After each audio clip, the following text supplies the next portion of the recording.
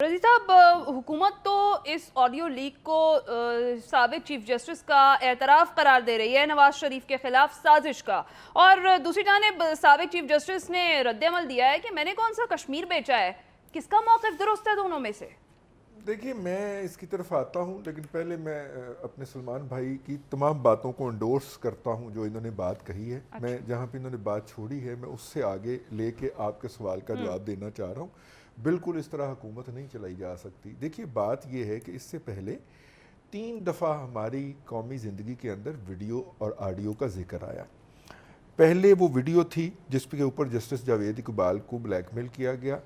वो वीडियो आज भी फिर रही है और हमारी अदालतों ने उसके फोरेंसिक ऑडिट के रास्ते के अंदर रुकावट डाली हुई है और वो मुकदमा जो है वो इस्लामाबाद हाई कोर्ट में पेंडिंग है। एक तो ये बात देख ली जाए। दूसरी जनाब, वो अभी भी अहमद नूरानी की वेबसाइट फैक्ट फोकस के ऊपर एक वीडियो पड़ी हुई है जिसमें यही साहब जो कहते हैं कि मेरी प्राइवेसी के ऊपर इन्फ्रिंजमेंट हुई है, ये साहब ही उस ऑडियो है, उसमें फरमा रहे हैं कि हम मजबूर थे, हमें ये हुक्म दिया गया था कि जनाब नवाज शरीफ को और मरीम नवाज शरीफ को जो है वो ठोकना है। उसको फिर मरीम नवाज शरीफ ने वो फैक्ट फोकस की ऑडियो को इस्तेमाल किया और उसके ऊपर प्रेस कॉन्फ्रेंस की।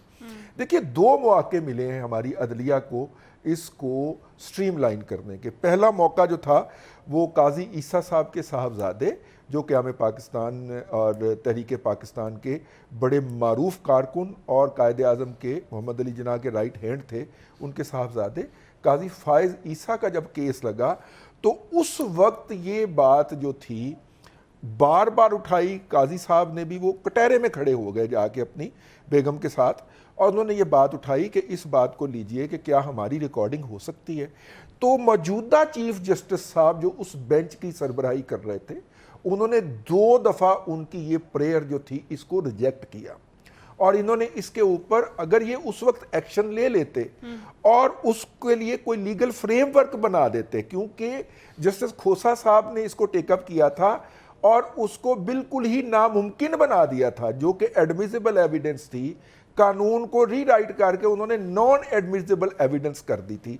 अब मौका मिला था मौजूदा चीफ जस्टिस जनाब जस्टिस उमर अताब बंदयाल साहब को कि वो काजी फ़ाइज़ ईसा केस के अंदर इसके हवाले से कोई फ्रेमवर्क ड्रॉ कर देते कि अगर किसी की कोई वीडियो आती है या कहीं से लोड होती है, सोशल मीडिया का दौर है, किसी की भी हो सकती है, फेक भी हो सकती है, जैसे सलमान आबद साहब ने फरमाया डीप फेक भी हो सकती है।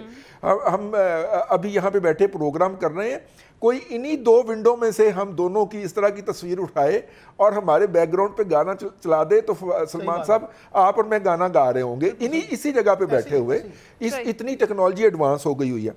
दूसरा मौका उस वक्त आया जबकि अंसार अब्बासी साहब ने एक खबर छापी साबिक चीफ जस्टिस गिलगित बल्तिस्तान की और उसमें उनके एक बयान हल्फी का जिक्र किया जो मौसूफ ने लंदन में दिया था और वो लंदन में महफूज था। अब जनाब पहले बात इस पे हुई, उन्होंने कहा कि जी मैंने तो ये बयान हल्फी लीक नहीं किया, ये किसने किया है। बात वहाँ से होती हुई यहाँ पे आ गई कि ये जो बयान हल्फी के अंदर आपने बात कही है कि जनाब आपके सामने बैठ के फिर वही किरदार आ गया जिसका नाम साकिब निसार है। साकिब निसार ने इस्लामाबाद हाई कोर्ट के किसी जज को फ़ोन किया था और जज साहब इसके ऊपर बाकायदा गर्मी खा गए। वो मामला अभी तक पेंडिंग है, माफ़ी मांग ली उन्होंने, अपनी वो वापस ले ली वो स्टेटमेंट, लेकिन है। देखिए, अदलिया के पास एक नहीं 2-3 मौके आए हैं कि वो वीडियो और ऑडियो के सिस्टम को स्ट्रीमलाइन कर दे। जिन्होंने नहीं किया, ठीक है, जिन्होंने नहीं किया, बात घूम के उनके घरों तक पहुंची, उनकी सासों तक पहुंची है। ये अगर वो इसके ऊपर कोई फ्रेमवर्क बना देते, कोई लाइन ड्रॉ कर देते, कि कोई फोरेंसिक के लिए कोई अथॉरिटी डिक्लेयर कर देते कि जनाब ये अगर किसी की ऑडियो आएगी उसके खिलाफ ये एक्शन लिया जाना चाहिए, हुकूमत को सजेस्ट कर देते कि भाई ये कानून साजी कर ले, तो उनके घरों तक आग नहीं पहुंचती। ये तो इसका एक पहलू हो गया।